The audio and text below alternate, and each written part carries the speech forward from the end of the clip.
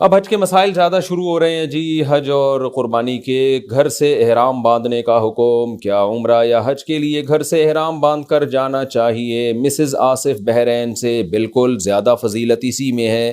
دیکھیں، احرام باندھنے کا مطلب ایک تو وہ چادریں پہننا ہوتا ہے، وہ تو آپ کہیں بھی پہن لیں، اس کو احرام نہیں کہتے. احرام کا مطلب ہوتا ہے یہ نیت کر لینا کہ اللہ میں حج کا ارادہ کر رہا ہوں، یا میں عمرے کا ارادہ کر رہا ہوں یا کر رہی ہوں.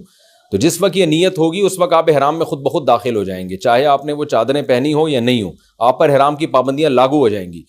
تو چونکہ ان پابندیوں میں مرد کے لیے ایک پابندی ہے کہ بغیر سلا لباس وہ پہنے، سلاوا نہیں پہن سکتا، تو اس لیے پہلے ہی احرام میں آنے سے پہلے وہ چادریں پہننی پڑتی ہیں، تاکہ ایسا نہ ہو کہ آپ حج کی نیت کر لیں اور پھر آپ سلے ہوئے کپڑے پہنے ہوئے ہوں، تو یہ جرم ہو جائے گا.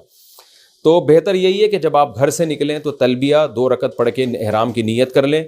تو چونکہ احرام کی حالت میں جتنا زیادہ ٹائم گزاریں گے اتنا زیادہ آپ کو ثواب ملے گا. حدیث میں آتا ہے اللہ تعالیٰ کو، حدیث کا مفہوم ہے کہ احرام کی حالت میں بندہ جتنا محبوب ہے اتنا کسی اور حالت میں نہیں ہے. حدیث کا مفہوم پیش کر رہا ہوں، یعنی سب سے زیادہ اللہ کی محبوب حالت یہ کہ آپ احرام کی حالت میں ہو.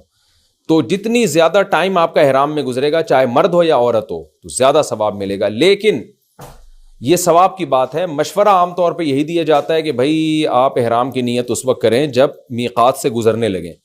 وجہ اس کی یہ کہ شروع میں جب لوگ احرام کی نیت کر لیتے ہیں تو حج یا عمرے کی نیت سے احرام میں آ جاتے ہیں تو پابندیاں نہیں ہوتی، وہ اکثر گڑبڑ کر دیتے ہیں. خوشبو لگا لی، صابن سے نہا لیا، خوشبو والے صابن سے یا خوشبو والے شیمپو سے نہا لیا، یا بال توڑ دیے، داڑھی کے بال کھینچنے کی بعض لوگوں کو عادت ہوتی ہے، تو احرام کی پابندیاں پر عمل نہیں ہو پاتا. تو اس لیے مشورہ یہ دیا جاتا ہے کہ بھائی ثواب تو کم ہے بعد میں احرام پہننے میں، لیکن یہ کہ آسانی ہے اس میں. لیکن بہرحال اگر کوئی ہمت کرتا ہے تو جتنا پہلے احرام میں آئے گا وہ اتنا زیادہ اس کو ثواب ملے گا.